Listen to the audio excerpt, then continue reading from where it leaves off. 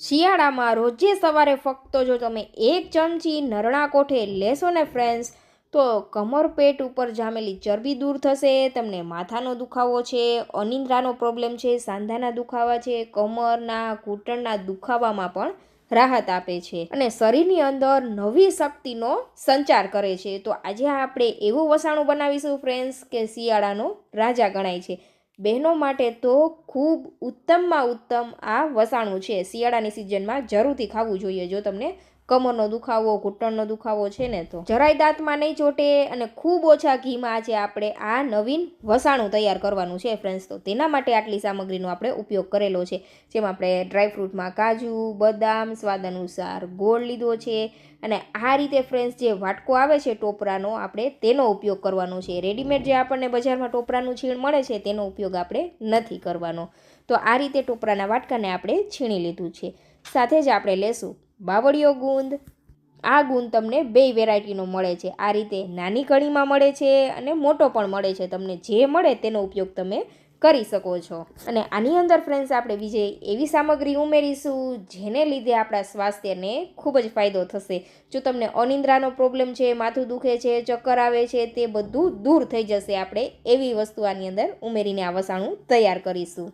સાથે જ આપણે એક એવી વસ્તુ ઉમેરીશું તેને લીધે આપણે જે આ વસાણું તૈયાર કરીએ છીએ જે જરા પણ દાંતમાં ચોટશે નહીં અને નાનાથી માંડી મોટા બધાને પસંદ આવશે. એટલું સરસ ટેસ્ટી, સ્વાદિષ્ટ એવું આજે આપણે હેલ્ધી વસાણું બનાવીશું. જો આ રીતે શિયાળામાં ફ્રેન્ડ્સ આ વસાણું ખાઈ લેશો ને તો શરીરની અંદર નવી શક્તિનો સંચાર થશે અને કમર ઉપર જે ચરબી જામેલી છે તે દૂર થઈ જશે.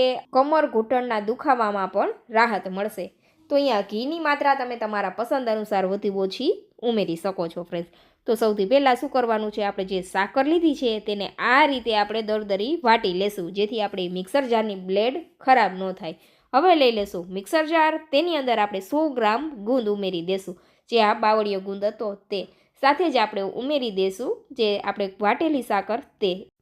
ગુંદરને થોડી વાર માટે તડકામાં તપાવીને લઈ લેવાનો છે, જેથી એકદમ ફાઇન પાવડર આપણે રેડી કરી શકીએ. હવે આ બધી વસ્તુને આપણે પીસી લેવાની છે. એકદમ ફાઇન પાવડર જ આપણે બનાવવાનો છે. સાકર ઉમેરવાનું ફ્રેન્ડ્સ ફક્ત એક જ કારણ છે કે આપણે જે આ કાચો ગુંદર બનાવીએ છીએ તે દાંતમાં ચોટે નહીં. એટલે બને તો 2 થી 3 ચમચી જેટલો સાકરનો પાવડર જરૂરથી ઉમેરજો, જેથી આ કાચું કાટલું આપણા દાંતની અંદર ખાતી વખતે ચોટે નહીં. તો આ રીતે આપણે ગુંદરને સારી રીતે દળી લીધો છે. હવે તેને એક મોટા બાઉલની અંદર ઉમેરી દઈશું અને ચેક કરી લેશું કે કોઈ પણ ગુંદરની મોટી કણી ન રહી ગઈ હોય.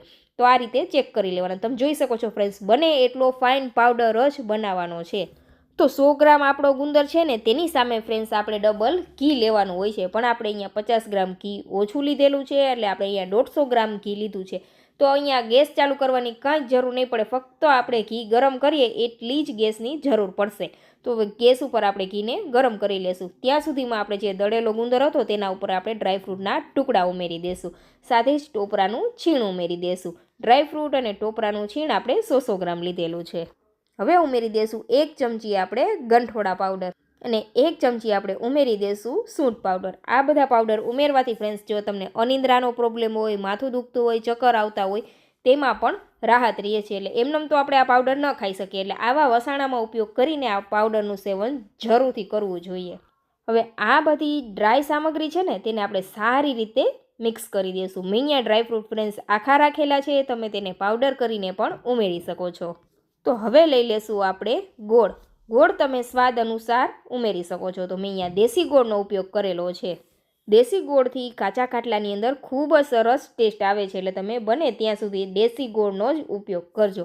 તો હવે ઘી પણ સારી રીતે ગરમ થઈ ગયું છે. તો ગરમ ઘીને આપણે આ રીતે ગુંદ અને ગોળ ઉપર ઉમેરી દેવાનું છે. થોડું થોડું કરીને આ રીતે આપણે ઘી ઉમેરી દેશું. તો અહીંયા આપણે ફ્રેન્ડ્સ 200 ગ્રામ ઘીની જરૂર પડશે, પણ આપણે અહીંયા આ રીતે 150 ગ્રામ જેટલું જ ઘી લીધું છે. એટલે જે લોકોને વધુ ઘી પસંદ છે તે આની અંદર ભારોભાર પણ ઘી ઉમેરી શકે છે. પસંદ તમારી છે ફ્રેન્ડ્સ. તો હવે સારી રીતે બધી વસ્તુને મિક્સ કરી દેશું. ત્યાં સુધીમાં ફ્રેન્ડ્સ ચેનલ ઉપર નવા છો, હજુ સુધી ચેનલ સબસ્ક્રાઈબ નથી કરી તો ઝડપથી જાઓ, ચેનલ સબસ્ક્રાઈબ કરી આવા જ અવનવા રેસીપી વિડીયો જોવા માટે બાજુમાં આપેલું બેલ આઇકન પણ જરૂરથી દબાવી દેજો, જેથી સૌથી પહેલાં તમને આવા રેસીપી વિડીયો મળતા રહે.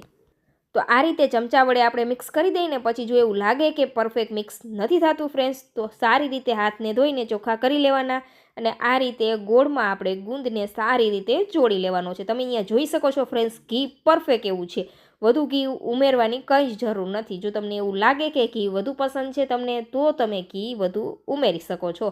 તો અહીંયા 50 ગ્રામ જેટલું ઘી વધારે ઉમેરી શકાય છે, તો તમે ઉમેરી દેજો.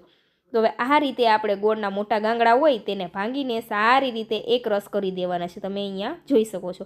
બસ આ રીતે આપણે ગુંદને ચોળી લેવાનો છે. અહીંયા ફ્રેન્ડ્સ જો આ બધી વસ્તુ મોટી મોટી દેખાય છે ડ્રાયફ્રૂટને, એ આપણે એટલે મોટું રાખેલું છે જેથી દેખાવ સારો આવે ને આપણે તેને જોઈને ખાઈએ એટલા માટે. પણ તમે પાવડર કરીને પણ ઉમેરી શકો છો. જો લાડુ વાળવા હોય તો આ રીતે ફ્રેન્ડ્સ તમે લાડુ પણ વાળી શકો છો, પણ આપણે તેને આ રીતે ડબ્બામાં સેટ કરી દઈશું જેથી આપણે રોજે સવારે 1 ચમચી ખાઈ શકીએ એટલા માટે.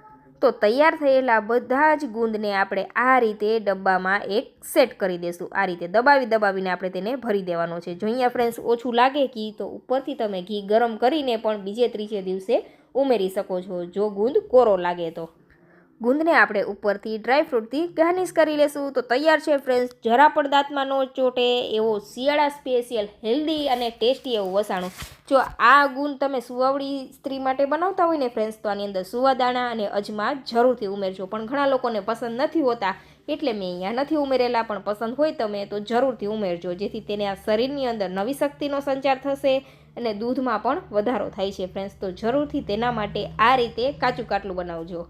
અને શિયાળામાં બધી લેડીઝે જરૂરથી આ કાચું કાટલું ખાવું જ જોઈએ જેથી શરીરમાં નવી શક્તિનો સંચાર થાય, હાડકાં મજબૂત થાય, ગોઠણના દુખાવા છે, કમરના દુખાવા છે તે પણ દૂર થાય, અનિદ્રા દૂર થશે, જો તમને ચક્કર આવે છે, માથું દુખે તે પણ દૂર થશે. ખૂબ જ સરસ હેલ્ધી, ટેસ્ટી, ગુણકારી એવો આ કાચો ગુંદર છે, જરૂરથી ટ્રાય કરજો.